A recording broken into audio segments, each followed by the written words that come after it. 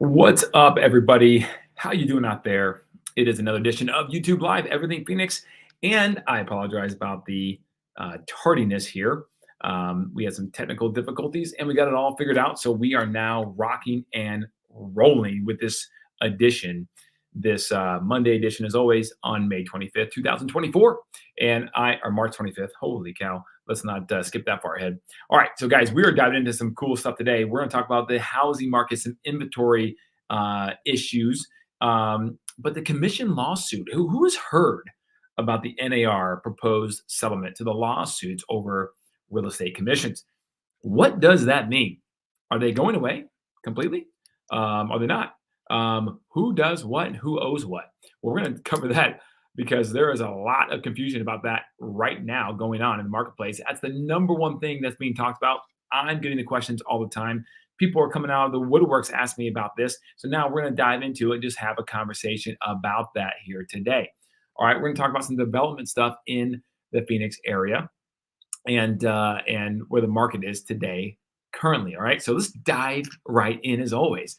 We're going to jump in and talk about buyer commissions. Now, the main thing that this lawsuit had to do about was that apparently the National Association of Realtors had conspired with all the brokerages, and the brokerages conspired against each other to price fix or commission charge fix, if you will, in which a seller had to use to get the most exposure for their house an agent and pay a buyer's agent money in order to do so. Well, that is interesting to me. I know a lot of people are going to be arguing that, hey, realtors, they don't provide any value. You guys overpaid anyways. And you guys can make that argument. That's of your opinion, no problem.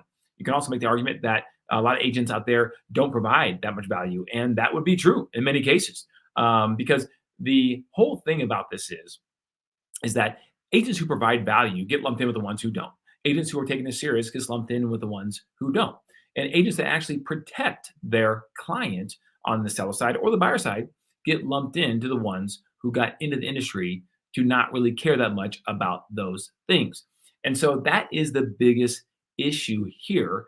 And so now we have this lawsuit in which the plaintiffs were home sellers, previous home sellers who said they conspired, they hired an attorney, got class action lawsuit status, and now they won a jury verdict in which large, big brokerages have settled and or proposed, they've already settled actually, and the NAR now, who said they were going to appeal this, have now said they are actually going to be proposing a settlement of $418 million. $418 million, guys.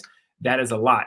And the NAR, I don't think has that on their books, but they are proposing to pay it out over 4 years. So what does this mean? What this number one thing that this means is that the buyer's commission for the agent can no longer be negotiated or offered through the multiple listing service. Now, if you take a step back, it's always been negotiable. It's always been negotiable. And sellers don't have to use agents at all. They could sell it by owner. They could hire an agent and pay $1. That's what it's always been. In MLS, you can pay as little as $1, but you did have to put something in there. And because you had to put something in there, that's where the whole conspiracy thing came from. So people then chose to not put a dollar most of the time because they felt that their house wouldn't be shown, which in some cases that could be true. So that's where this is all coming from. So now we're going to dive into a couple of these headlines of what's going on in the marketplace with this. So there's headlines all over the place, guys. The media, oh my goodness. And they've got a lot of this wrong, unfortunately. But here's CNN Business. How does the National Association of Realtors settlement affect you? Okay. So there's a $418 million settlement right here. And notably, those that made a 6% commission, the norm, can be overhauled. Now, again, I don't understand this because I've been doing this 18 years, guys, and 6% has never been fixed. It's always been negotiable, guys. I've lost multiple deals sitting across the dining room table from home sellers because they went with an agent whose fee was less. And that's their prerogative. That's their choice to do so. But the fact that this has been fixed, there's a norm, there's a standard, is absolutely just not the case. So it's interesting that CNN starts off the article by saying this, okay? Then they go on to say that this is not only expected to fundamentally change how Americans buy and sell homes, but also could transform the nation's real estate industry, including the number of agents within the sector. Now, that's probably true. I think a lot of part-time agents, people who weren't trying to get in the business to provide a huge value added service, potentially they are going to be exiting because maybe they already working a full time job elsewhere in some other industry. All right. Do you work in real estate or do you have plans to buy or sell a home in the future? We'd like to hear from you as House ruling and proposed changes could affect you. And here's where you can share your story. All right, this is interesting. This is one of many articles that were written about this lawsuit. I'll go to another one here. And this one here on Axios is very interesting and just not correct factually in many things they say. But how DOJ paved the way for the NAR home settling state settlement. Okay, why it matters. Pressure from the DOJ's antitrust division likely played a role in getting this settlement across the board. The writing was on the wall, Sears told the audience. His group faced an onslaught of lawsuits over the way commissions are offered, possibility of having to shell out more than $5 billion in damages. That's right. And NAR doesn't have that. It would bankrupt them. In fact, I don't know that NAR will even be able to stay around anyways, as it is. Okay. Well, last Friday they announced they've settled the class action lawsuits, including the $5 billion one, fixed by home sellers. Okay, filed by home sellers who alleged the industry group conspired with real estate companies to fix prices. The NAR said it would no longer allow real estate agents for home sellers to offer buyer agents commissions in real estate listings. A seemingly small fix with big implications, we explained Monday. The big picture, even though DOJ wasn't a party in the suit, it investigated the real estate industry for years, blah, blah, blah, blah, blah, blah, blah, blah. Okay. Now, here's a reality check. The court hasn't approved the settlement, and the DOJ is still wading through its details. Already, critics are saying the deal might not do the trick. This is a proposed settlement, not a final settlement. And the DOJ may find the deal, which still allows for the possibility of sellers negotiating to pay buyers' agent fees, doesn't go far enough. They could find that. Okay. So this is just one of many articles, guys. I have another one here. I mean, the list goes on and on. NAR settlement. Here's what to know about payouts for commission lawsuits. Okay. And another one here. NAR settlement could mean more costs for home buyers. This is an unintended consequence, I believe, right here. Okay. Guys, here's the deal. Right now, what this states is that moving forward, commissions cannot be negotiated through the multiple listing service. Okay. Sellers can still choose if they want to pay a buyer's agent to represent the buyer. They could, or they could not. They will have the choice, like they always have had that choice. Buyer could get paid from seller. Buyer could get paid from buyer's agent. Could get paid from seller. Buyer's agent could get paid through buyer. Buyer's agent could get paid by both, a combination of both.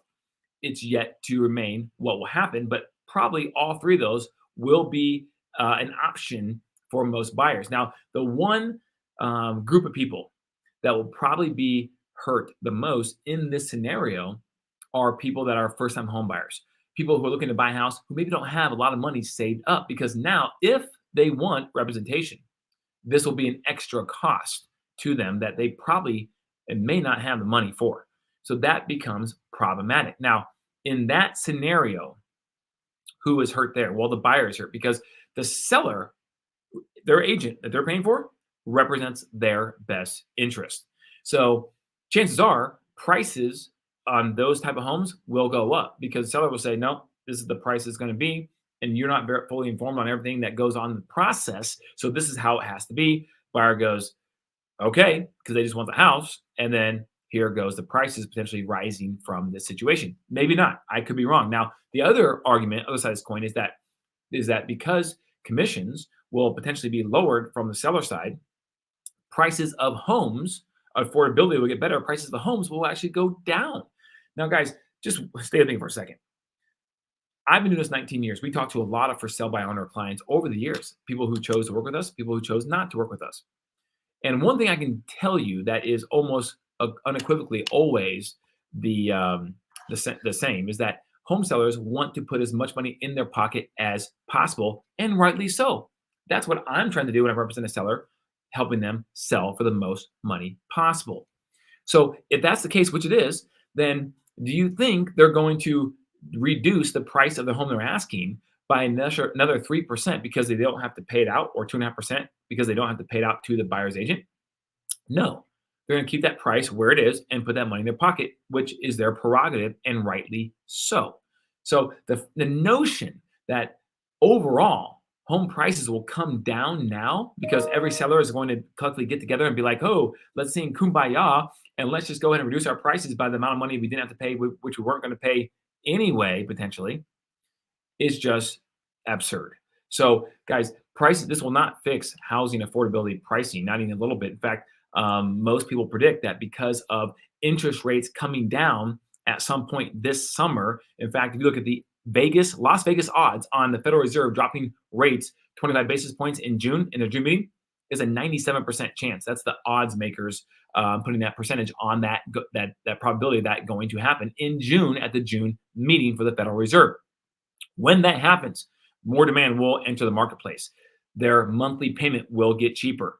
And so I just don't see a situation where that happens, guys. All right, that's my rant on that. I'm going to go back here and just share with you a couple of what the articles say in this situation. That it's still too early to know exactly how it's going to play out and affect all the different parties because, again, the judge has to agree with it. If the judge agrees with it, the DOJ still might have something to say about it. They might not be okay with that proposed settlement, and therefore they might still pursue additional aspects of this whole scenario.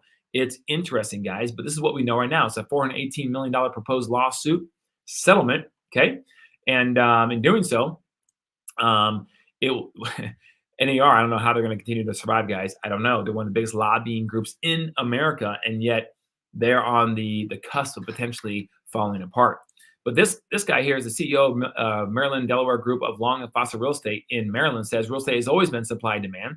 And guys, that's what's going to drive prices, not a cut of 1%, 2%, 3% in real estate commission, if that in fact plays out that way.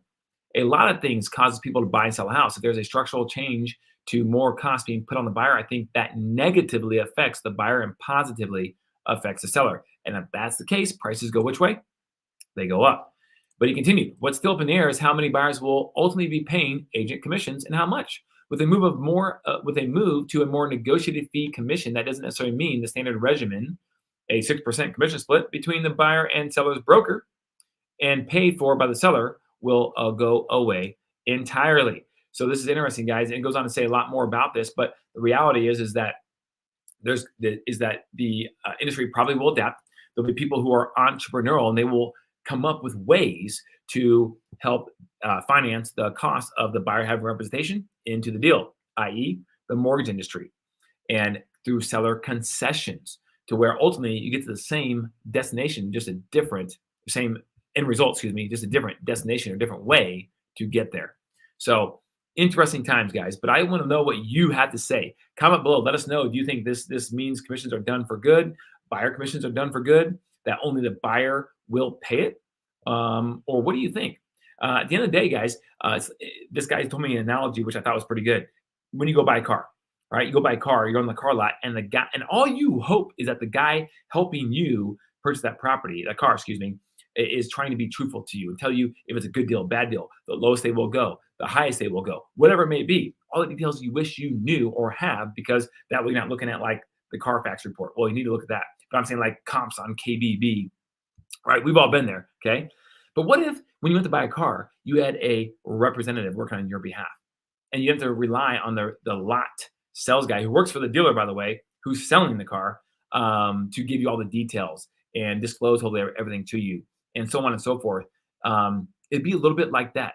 What a different experience that might be if you could do that as a buyer of a car. Well, that's what now this is saying. This lawsuit now is going to make home buying to an extent, generally speaking, the same experience where you're going to go directly to the listing agent who works the seller and potentially may not have that person's not going to have the best interest in your mind because he can't or she can't if she already has an agreement signed to have a fiduciary to the seller. It's interesting to say the least. All right, we're going to get off this and we're going to get to the housing market, guys. I'm going to share my screen here and show you this.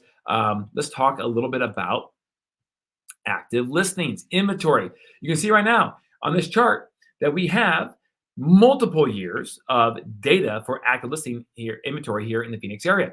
You can see right now, guys, that right now in 2023, the purple line, the data was going down. The line was going down. Why? Because inventory was shrinking because the demand, the seasonal demand this time of year in Phoenix was eating it up. Not so much the case right now in 2024. And so now we have 17,000 homes on the market. This time last year, we had 14,500 on the market. So we have a bigger supply of homes because the demand on the buy side just hasn't been as strong this year. I think a lot of it is affordability. We had an affordability issue last year at this time, obviously as well, but I think now there's some lack of affordability plus fatigue settling in to an extent. And I think a lot of it has to do, guys, here's a big thing, is with anticipation. I think the anticipation that a lot of buyers have that rates are going to come down this year at some point, people are kind of waiting for that to take place. But the one thing to be aware of and to be at least aware of, I guess that's the best way to put it, is that when that happens, potentially there could be a lot more people jump into the game and start buying houses. So that would negate some of your negotiating power you have right now. If you can get great terms on a property right now because you have a ton of negotiating power as a buyer, and then negotiate with those terms a rate buy down. If you do believe, like the marketplace does, that rates will come down later on this year, you can then refinance out of that property if rates go down low enough to make it worthwhile to refinance. And remember, if you get a rate buy down, that cost that the seller paid for you because you negotiated so well, or you had someone on your behalf, like yours truly, or someone on our team at Cook and Associates Real Estate Advisors negotiate on your behalf very well, you then get credit. If that costs $10,000 the seller paid for you, that $10,000 will, part of that will be a credit towards you if you refinance within the next 2 years, assuming it's a 2-1 buy down. If this doesn't make sense to you, I understand it can be complicated. Let us know. Call me at 480-660-5974, and I'd be happy to talk about your specific situation with this. We help people out on a daily basis, guys, buying and selling and investing in real estate here in the Phoenix area. We love to help you navigate these waters. All right, I'm going to share my screen, go back to this. You see the active listing. Let's go over here to sales per month. This is the opposite side of the coin, right? We have listing inventory. Now we have demand. We have supply. Now we have demand. Where do we stand today? We can see right now we're a little behind. Okay. Last year at this time, we had 6,544. Okay. Sales per month, and we have 6225, 65 and 62. So we're about 300 shy where we were at this time last year.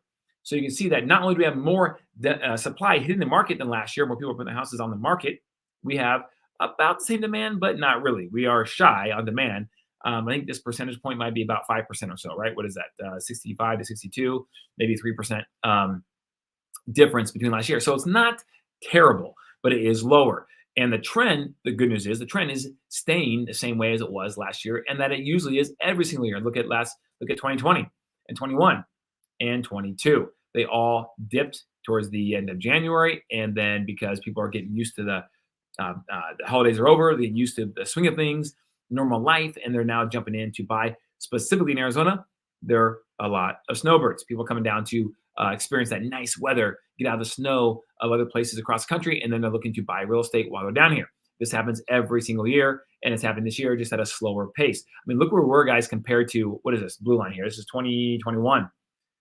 Look at that, 8,800, and we were at 6,225. So that is at least, what, 20%, 25% or so down from that mark just a couple of years ago. All right, so that's sales per month. So we're not terrible in demand. We're just not where we typically would like to be right now. Lori, what's going on? Great information. Thanks for breaking it down to everyone to understand. I am trying my best. I talk fast, but I also want to keep the show to under 30 minutes. And so I'm going to talk fast and try to get as much information in as possible so that even if you're a fast listener and you go 2 times speed, it's still bearable to listen to, which I know can be challenging at times. All right, let's keep going here on the housing market update. Days inventory. I love this graph because it can actually be a comparison tool between one city and the other. So guys, if you're looking between Mesa and Peoria to buy a house, or maybe Chandler and Gilbert to buy a house, Scottsdale, Paradise Valley, whatever, you name it, I can compare this and let you know exactly what's going on for a lot of different statistical measurements, all right? This is days inventory. You can see right now, look at this, what it was back in the housing crash. Holy cow, 2009, 8, 10. Now we're down here. You can see the red line is Scottsdale, and that is at about 129 days inventory. Chandler, 58 days inventory, okay? price point is a lot cheaper in Chandler. So you can see that. Now, if you want to see, you can buy a house in Paradise Valley, which is the most expensive real estate, you can see that one come on board and look at PV. Wow, way up here compared to Scottsdale. I mean, still double what Scottsdale is, okay? If you're going to in a more affordable area in the valley, say you go to the west side, go to Goodyear, look at this. It is a lot less than PV, okay? And so on and so forth. So this is pretty cool to see what the inventory is. But again, um, the higher the price point, the longer the house is taking to sell. All right. Next one, monthly average sales price.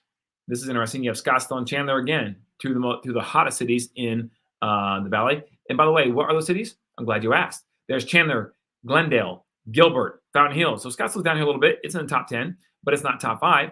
Chandler, Glendale, Gilbert, the usual suspects, the CGG has been holding the line at the top 3 for the past several weeks now. Okay. And Chandler is still going up. It's crazy. Chandler is so well sought after. Intel is just doing all kinds of things. All the other technology companies and suppliers and that are down in Intel, down in Chandler because of Intel and the area around there, Avnet, and the list goes on and on and on. It's pretty wild. Gilbert doing very well. Glendale doing very well. And Glendale is a lot more affordable than the East Valley. So that's interesting. Now, if we go back over here, we were monthly average sales price. We have Chandler currently coming in at, Scottsdale is currently at 1.469 million.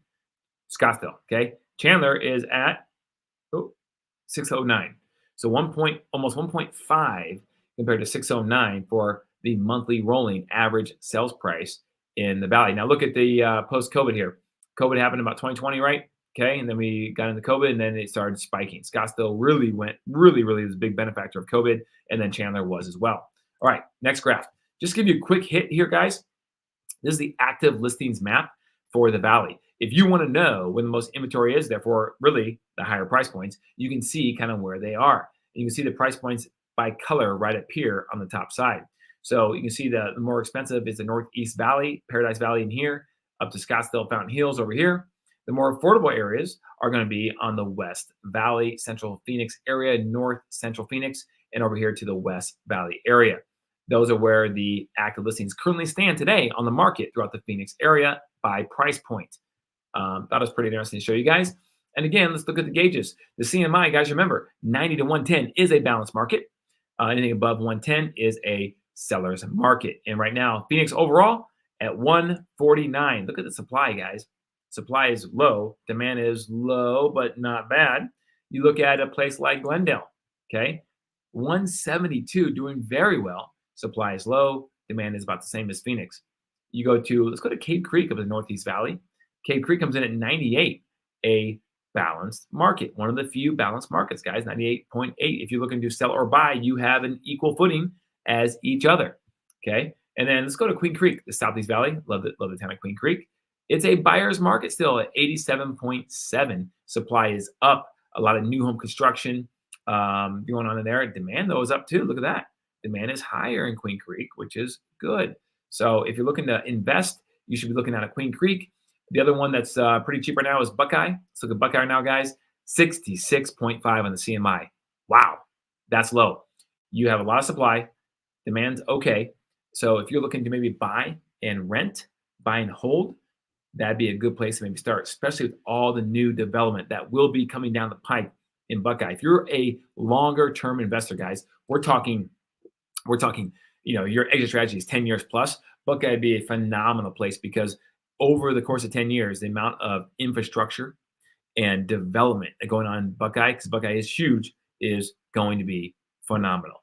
All right, now let's go back here. I'm going to show you a couple more things. Speaking of development, before we get there, Scottsdale comes in ranking second in the nation for growth rate of millionaires. If you are a millionaire, you are attracted to Scottsdale. That's how it's currently working. Okay, the valley as a whole is not among the nation's wealthiest metros, but Scottsdale is moving fast in that direction. Scottsdale is the second highest growth rate for millionaires, according to USA Wealth Report 2024, which found that the Valley City had a 102% increase in millionaires between 13 and 23. Only Austin, Texas had a higher rate at 110%, guys. And thus, the reason why Scottsdale is coming in right now, this average price point of around 1.4 to 1.5 million dollars on the housing market. Why? Because people coming here, apparently, according to this article, they can afford it.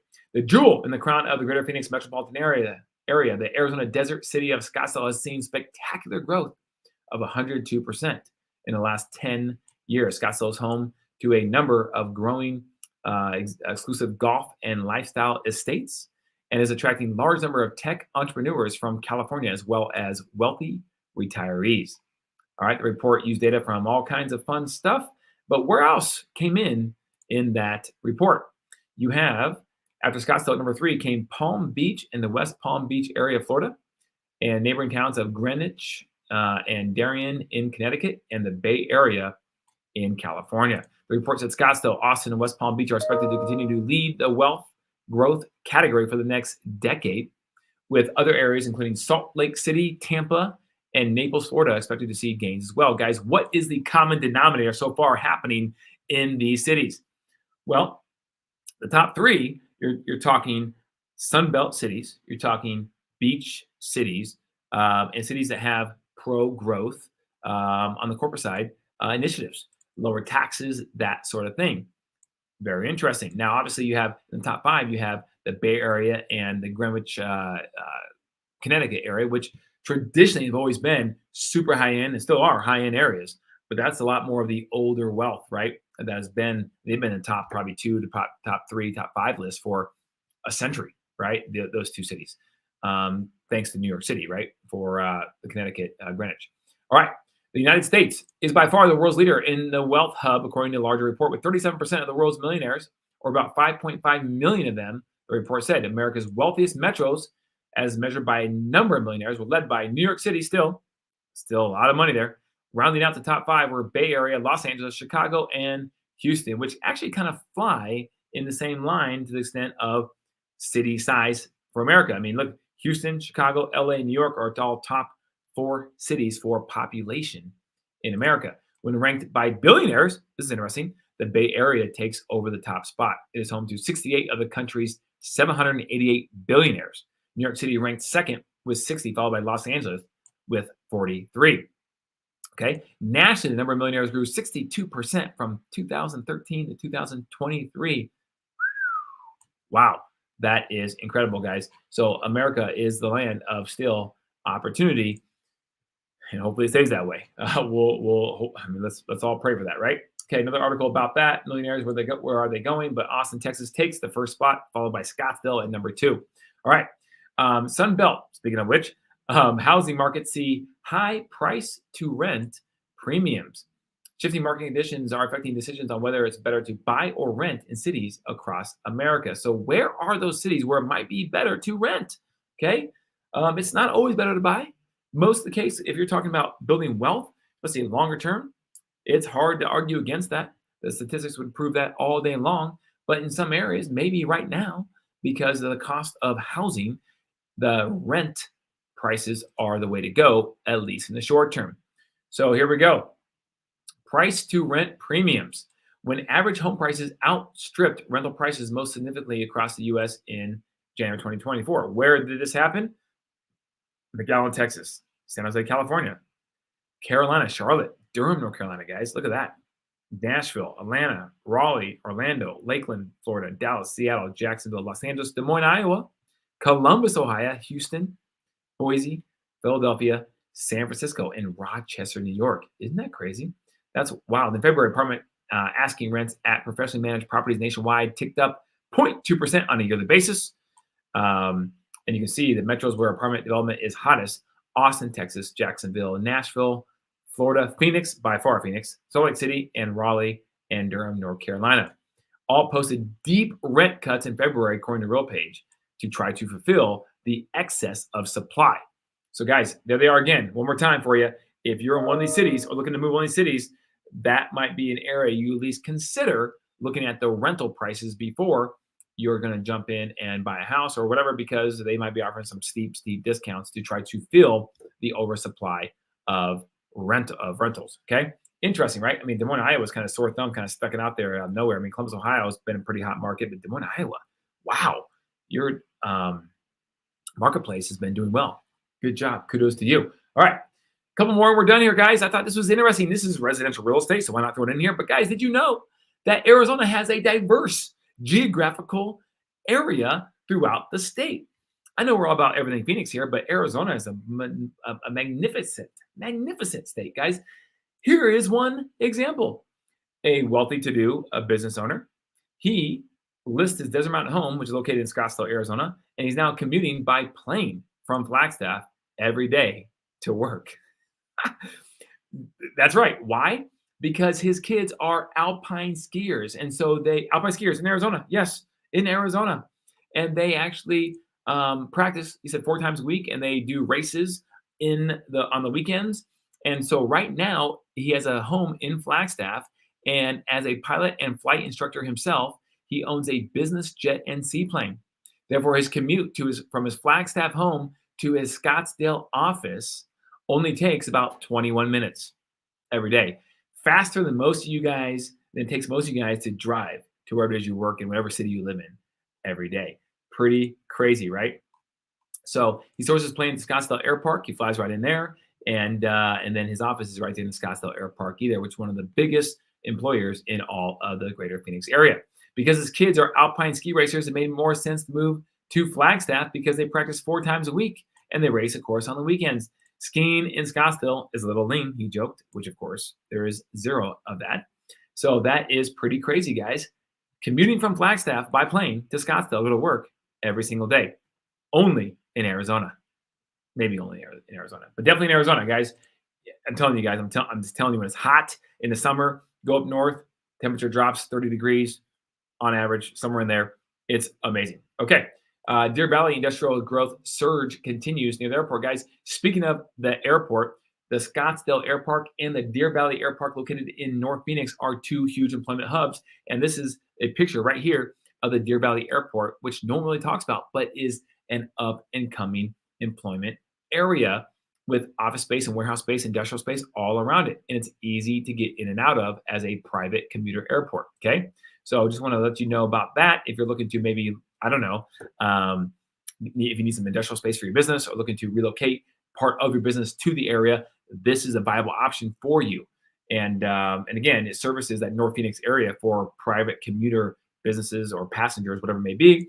And TSMC, the Taiwan Semiconductor Manufacturing Company that has their $20-some billion plant up there, is a benefactor of that for some of their high or executive employees. Okay. And last but not least, I'm going to show you rates here, guys, and we'll be done with this.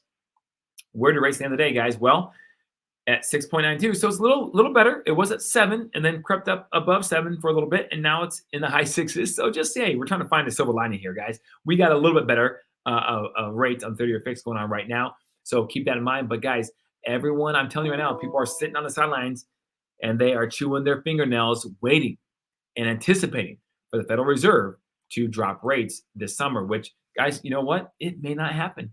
There's always that possibility. But as of right now, when the smart money is betting heavily on that for especially June, July, August timeframe, Federal Reserve came out. Jerome Powell just said 3 more cuts in 2024, or I should say 3 cuts in 2024 are on the horizon. That doesn't mean you can't backtrack that, but as of right now, that's what it's looking like. So get ahead of the curve. Zig when everyone else is zagging. That's how you make the best deal possible in real estate. All right, guys, thank you so much as always. And if any questions about the NAR lawsuit or anything real estate related or not, I'd be happy to chat with you. Text, call 480-660-5974. And until next time, or by the way, check down the description below. If you want a buyer or seller guide, just click on the link. We'll send it right to you via email. No problem. If you're looking to relocate as well, we have buyer and seller guides just below in the description. Click below. Thanks, guys. Until next week, keep it classy, Phoenix.